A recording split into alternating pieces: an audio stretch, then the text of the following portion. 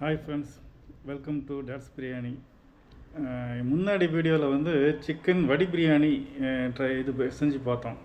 அதை அரிசி தனியாக வேக வச்சு வடித்து போடுற மாதிரி பார்த்தோம். இன்றைக்கி வந்து ரொம்ப சிம்பிளாக அதே chicken biryani, 1 kilo chicken biryani எப்படி ஒரே தம்மில் பண்ணுறது அப்படிங்கிறத பார்க்க போகிறோம். ஸோ நம்ம ஸ்டார்ட் பண்ணுறதுக்கு முன்னாடி என்ன பொருட்கள்லாம் தேவைங்கிறத பார்த்துடலாம். அரிசி 1 கிலோ எடுத்து வச்சுருக்கிறேன், சிக்கன் 1 கிலோ, வெங்காயம் 400 கிராம் கட் பண்ணி வச்சுருக்கிறேன், தக்காளி 300 கிராம் மிக்சியில் அரைச்சி வச்சுருக்கிறேன், தயிர் 200 கிராம், இஞ்சி பூண்டு பேஸ்ட்டு, இஞ்சி 100 கிராம், பூண்டு 50 கிராம், உப்பு வந்து 50 கிராம், எண்ணெய் வந்து 200 ml, புதினா கொத்தமல்லி அரைஞ்சி வச்சுருக்கிறோம், பச்சை மிளகாய், பட்டை கிராம்பு ஏலக்காய் கொஞ்சம் ஒரு 6 பட்டை கிராம்பு ஏலக்காய் அது மாதிரி வச்சுருக்கிறோம். ஸோ இவ்வளோ தான் பொருள் தேவை. நம்ம வந்து இப்போ எப்படி செய்கிறதுங்கிறத ஸ்ட்ரைட்டாக பார்த்துடலாம். ஸோ பிரியாணி செய்ய ஆரம்பிக்கும் ஸ்டவ் பற்ற வைக்கிற டைமில் பற்ற வச்ச உடனே 1 கிலோ அரிசியை வந்து ஊற வச்சுருங்க. ஒரு 3 தண்ணி விட்டு நல்லா அலசிட்டு 4வது தண்ணி பிடிச்சி ஊற வச்சுருங்க. அப்புறம் தண்ணி 1.5 லிட்டர் தண்ணி தேவை. 1 கிலோ அரிசிக்கு 1.5 லிட்டர் தண்ணி நம்ம தேவைப்படும். அந்த தண்ணியும் எடுத்து வச்சுக்கோங்க. ஸோ பிரியாணிக்கு நான் ஏற்கனவே சொன்ன மாதிரி ரொம்ப முக்கியம், உப்புலேருந்து தேவையான தண்ணி வரைக்கும் எல்லாம் ஃபஸ்ட்டு ரெடி பண்ணி வச்சுக்கணும். ரெடி பண்ணி வச்சுட்டு தான் நம்ம வந்து ஸ்டார்ட் பண்ணணும். ஸ்டார்ட் பண்ணிடலாம். ஃபஸ்ட்டு ஸ்டவ் பற்ற வச்சுக்கலாம். இது என்ன ஸ்டவ் புதுசாக இருக்குது? இந்த ஸ்டவ் பற்றி நான் ஏற்கனவே உங்களுக்கு நான் சொல்லியிருக்கிறேன். நான் அந்த லெமன் டீ, ஒரு ஜிஞ்சர் டீன்னு ஒரு வீடியோ போட்டிருப்பேன். அந்த வீடியோ பார்த்தீங்கன்னா இந்த ஸ்டவ் பற்றி நீங்கள் நல்லா தெரிஞ்சுக்கலாம். இது பேர், இது வந்து போர்ட்டபிள் ஸ்டவ். இது வந்து சிலிண்டர் இதுலேயே இருக்கும். ஸோ பார்த்தீங்கன்னா இதுதான் சிலிண்டரு. நம்ம சிலிண்டரை வச்சு லாக் பண்ணிவிட்டு ஸ்டவ் பற்றி வச்சுக்கலாம். எங்கே வேணாலும் நம்ம எடுத்துகிட்டு போய்க்கலாம் அந்த ஸ்டவ்வை. ஸோ டூர்லாம் போகிறதுக்கு இந்த ஸ்டவ் ரொம்ப யூஸ்ஃபுல்லாக இருக்கும். இந்த கீழே கட்டி எடுத்துகிறது தள்ளி வச்சுருங்க. ஸோ இதில் தான் நீங்கள் பிரியாணி செய்ய போகிறோம். ஸோ பாத்திரம் வச்சுட்டோம். ஃபஸ்ட்டு 200 ml ஆயில்,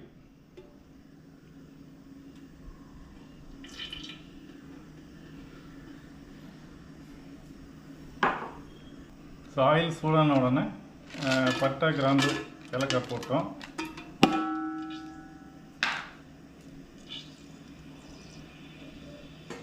கூடவே 400 கிராம் வெங்காயம். எண்ணெய் காயிலே பரவாயில்லையா? பரவாயில்ல, எண்ணெய் ஊற்றின உடனே நம்ம வெங்காயம் போட்டுடலாம். இல்லை வெங்காயத்தை போட்டுட்டு கூட எண்ணெய் விட்டுக்கலாம். ஸோ எப்படி இருந்தாலும் நமக்கு ஸ்டவ் பற்ற வச்சு வதக்கும் போது அது வந்து வெங்காயம் நல்லா வதங்கிடும். ஸோ வெங்காயம் வந்து நல்ல கோல்டன் கலர் வர வரைக்கும் வெங்காயம் வந்து ஃப்ரை பண்ணணும். எப்படியும் இது வந்து ஒரு 20 to 25 மினிட்ஸ் ஆகும். ஸோ அது வரைக்கும் வெங்காயம் வதங்கிறதுக்கு நம்ம டைம் கொடுக்கணும். ஸோ இது நல்லா ஃப்ரை ஆனதுக்கப்புறம் தான் அடுத்த ஸ்டெப்பு.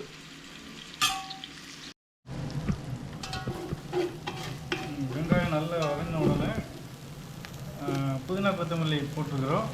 புதினா கொத்தமல்லி போட்டு ஒரு 30 செகண்ட்ஸ் வதக்கிட்டு இஞ்சி பூண்டு பேஸ்ட்டு போட்டு ஒரு நிமிஷம் வதக்குறோம். இந்த இஞ்சி பூண்டு பச்சை வாசனை போகணும், அவ்வளோதான். வதக்கின உடனே இம்மிடியட்டாக தக்காளியை வந்து அரைச்சி சேர்க்குறது நல்லது. ஒரு 1 கிலோ 2 கிலோ வரைக்கும் பண்ணும்போது நம்ம அரைச்சி சேர்த்துக்கலாம். அதுக்கு மேலே பண்ணும்போது நம்ம அரைச்சி சேர்க்குற மாதிரி கட் பண்ணி போட்டால் போதும்.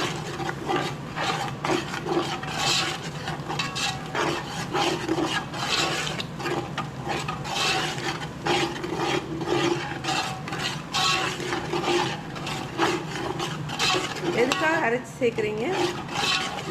அரைச்சி சேர்க்கும்போது தக்காளி புளிப்பு வந்து பிரியாணியில் நல்லா சேர்ந்துடும். அதாவது தக்காளி வந்து தனித்தனியாக தெரியாது. பிரியாணியோட கலரும் நல்ல ரெட் கலர் வரும்.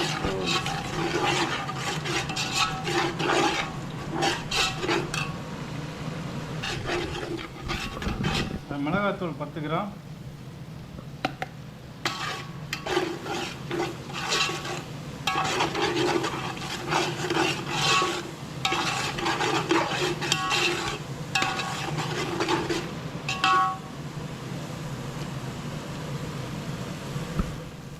தயிர் 200 ml,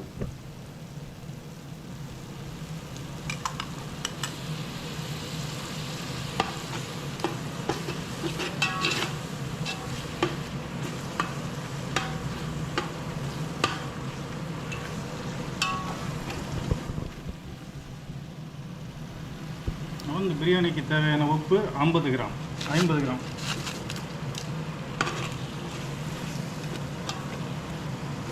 இதுக்குன்னு தண்ணி கொதிக்க வச்சு ஊற்றணுமா? இல்லை, தேவையில்லை.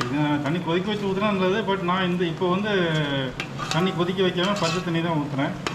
பச்சை தண்ணி ஊற்றினாலே போகிறோம், ஒன்றும் ப்ராப்ளம்.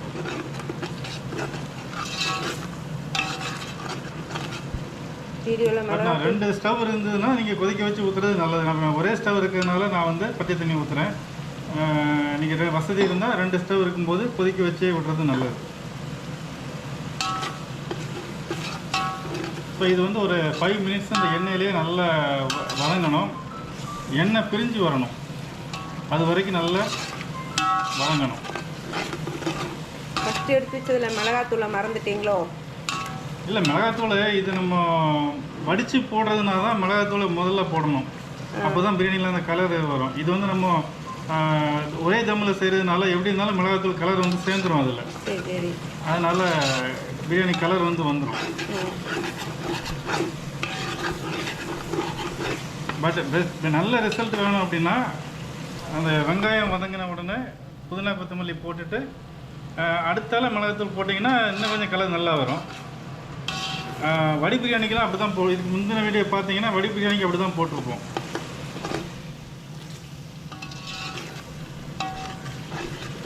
இதுவே பார்த்து கலர்ஃபுல்லாக இருக்குது. கலர் வந்துருச்சு. ஏன்னா இந்த வெங்காயம் வதங்குது இல்லையா, வெங்காயம் நல்லா டார்க் ப்ரௌன் வர வரைக்கும் வதங்கணும். அப்போ தான் இந்த கலர் வரும். வெங்காயம் வதங்குறது ப்ளஸ் அந்த மிளகாத்தூள் அந்த 2 தான் அந்த கலர் கொடுக்கும். அப்புறம் தக்காளி நம்ம அரைச்சி போட்டிருக்கோம், அதுவும் இந்த கலருக்கு வந்து ஒரு நல்ல காரணம். ஆனால் இப்போவே பார்த்தீங்கன்னா கலர் பார்த்தீங்கன்னா நல்லா டார்க் ப்ரௌனாக இருக்குது பாருங்கள். இன்னும் ஒரு 1 நிமிஷம் நல்லா இது வந்து வதங்கணும். இந்த மெத்தடில் பிரியாணி பண்ணும்போது ரொம்ப சிம்பிளான மெத்தட். ஒரே ஸ்டவ் இருந்தால் கூட பண்ணிக்கலாம். நம்ம அரிசியை தனியாக வடித்து அதில் அந்த அரிசியை வடிகட்டிட்டு அப்புறம் அரிசியை தூக்கி இதில் போட்டு தம் போடுறது அதெல்லாம் வந்து கொஞ்சம் சிரமமான ஒரு வேலை. பட் இது வந்து ரொம்ப சிம்பிளாக இருக்கும். வீட்டுக்குன்னா இந்த மாதிரி பண்ணிடலாம், அப்படி தானே? வீட்டுக்கு தான் நான் சொல்கிறேன். கமர்ஷியலாக பண்ணும்போது இந்த மாதிரி பண்ணக்கூடாது. கமர்ஷியலாக பண்ணும்போது அரிசி தனியாக வடித்து போட்டு பண்ணுறது தான் நல்லாயிருக்கும். இது வந்து நம்ம வீட்டுக்கு 1/2 கிலோ 1 கிலோ 2 பேருக்கு பண்ணுறோம், அது 4 பேருக்கு பண்ணோம் அப்படின்னா இந்த மெத்தடில் ஈஸியாக பண்ணிக்கலாம். கலர் பார்த்தீங்கன்னா இந்த கலர் இதுக்கு மேலே நமக்கு கலர் தேவைப்படாது. நல்ல கலர் வந்துடுச்சு.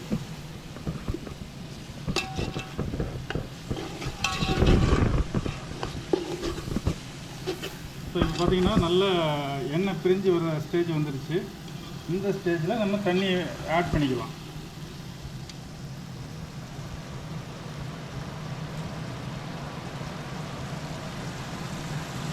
ஸோ ஒரு கிலோ அரிசிக்கு 1.5 லிட்டர் தண்ணி. நான் ஏற்கனவே சொன்ன மாதிரி நீங்கள் பிரியாணி ஸ்டார்ட் பண்ணுறதுக்கு முன்னாடியே தண்ணி முதல் கொண்டு எல்லாத்தையும் அளந்து வச்சுக்கணும். அளந்து வச்சுட்டு தான் ஸ்டார்ட் பண்ணணும். தண்ணி ஊற்றிட்டோம். தண்ணி ஊற்றிட்டு ஒரு கலக்கு இப்படி கலக்கிட்டு இதை வந்து மூடி விட்டுருங்க. தண்ணி நல்லா கொதிக்கணும். சிக்கன் இப்போ போடணும். இப்போ போடக்கூடாது. தண்ணி நல்லா கொதித்து ரோலிங் பாயில் வரும்போது தான் வந்ததுக்கப்புறம் தான் சிக்கனை போடணும். ஸோ மூடி வச்சிடலாம். ஒரு 5 நிமிஷம் தண்ணி நல்லா கொதிக்கணும். நல்லா கொதிக்கிற வரைக்கும் மூடி வச்சிடும். Okay okay okay.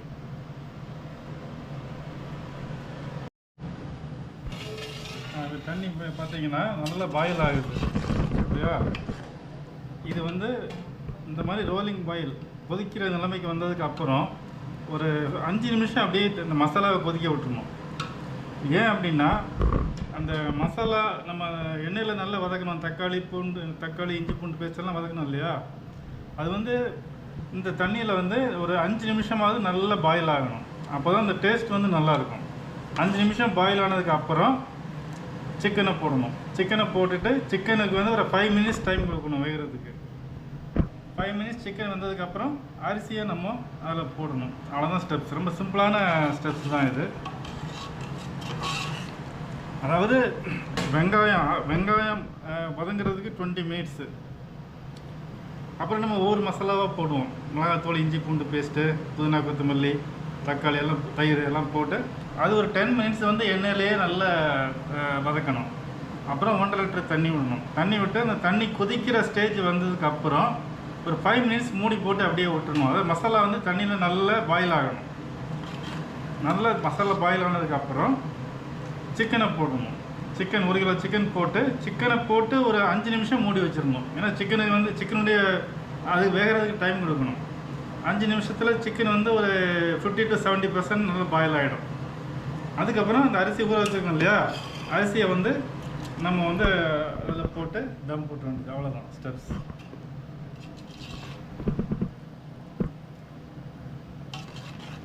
ஸோ கிட்டத்தட்ட இது வந்து ஒரு 5 நிமிஷம் ஆகிடுச்சு. இப்போது 5 நிமிஷம் பாயில் ஆகிடுச்சு. ஸோ இப்போ சிக்கனை போட்டுடலாம். நம்ம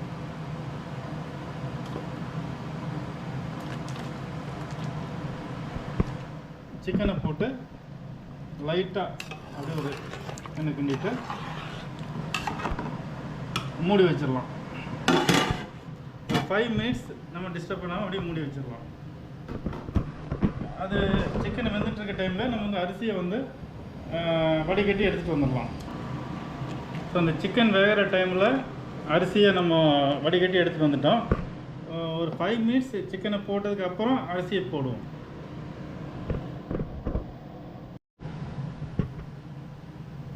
சிக்கன் போட்டு 5 மினிட்ஸ் ஆகிடுச்சு.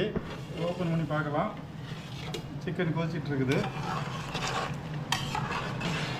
இப்போ நம்ம சிக்கன் வெந்திருக்குதா இல்லையாங்கிறதெல்லாம் நம்ம செக் பண்ண வேண்டாம். 5 நிமிஷம் கொடுத்தாலே போதும், ஆட்டோமேட்டிக்காக சிக்கன் 50% வெந்திருக்கும். இப்போ இந்த ஸ்டேஜில் நம்ம வடிகட்டி வச்சுருக்க அரிசி இருக்கு இல்லையா, அந்த அரிசியை எடுத்து இதில் போடணும்.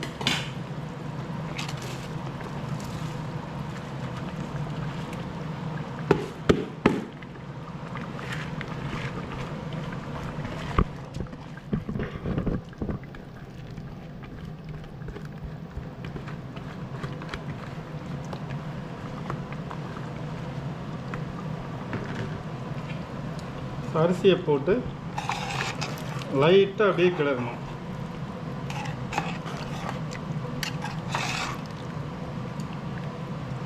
இது பாசுமதி ரைஸ்ங்கிறதுனால ரைஸ் உடஞ்சிடக்கூடாது. அதனால அப்பப்போ லைட்டாக அப்படியே கிளறி விட்டால் போதும்.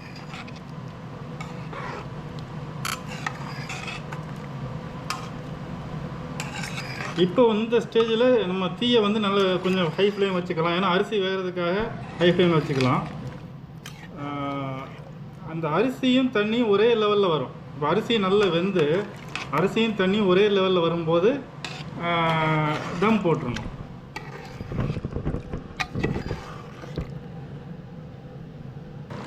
ஸோ இப்போ பார்த்தீங்கன்னா ஒரே லெவலில் வந்துருச்சு. அரிசியும் தண்ணியும் ஒரே லெவலில் வந்துருச்சா. இந்த ஸ்டேஜில் தோசைக்கல்லை கீழே வைக்கிறோம். ஸோ அதனால் டெம்பரவரியாக இதை எடுத்து கீழே வச்சுட்டு தோசைக்கல்லை மேலே வச்சிடும். மேலே வச்சுட்டு அதுக்கு மேலே நம்ம இது தூக்கி வச்சிடணும்.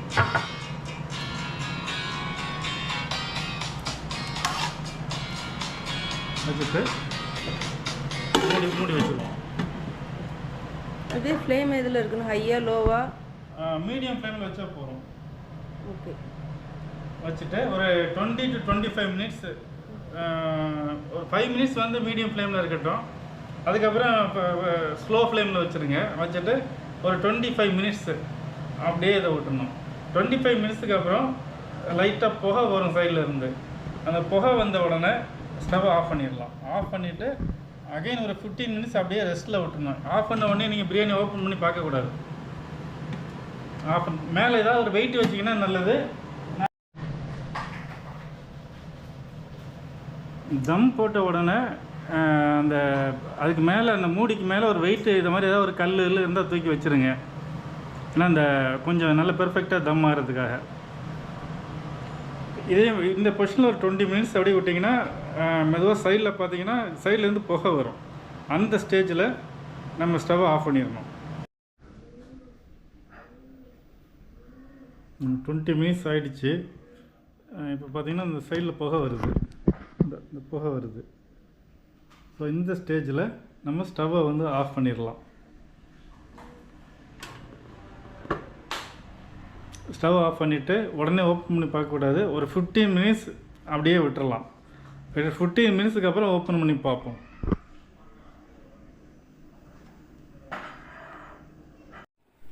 பதினஞ்சு நிமிஷம் ஆச்சுது. 15 நிமிஷத்துக்கு அப்புறம் நான் ஓப்பன் பண்ணி பார்க்குறோம். ஸோ கிட்ட வந்து நல்ல பெர்ஃபெக்டாக தம் ஆயிடுச்சு. கலரும் பார்த்தீங்கன்னா நல்ல கலர். நம்ம எந்த கலர் பொடியும் போடலை, மிளகாய் தூள் தவிர.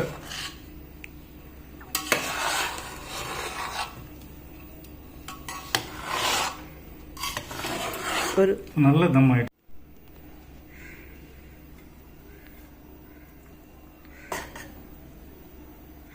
ஸோ பெர்ஃபெக்டான பிரியாணி ரெடி.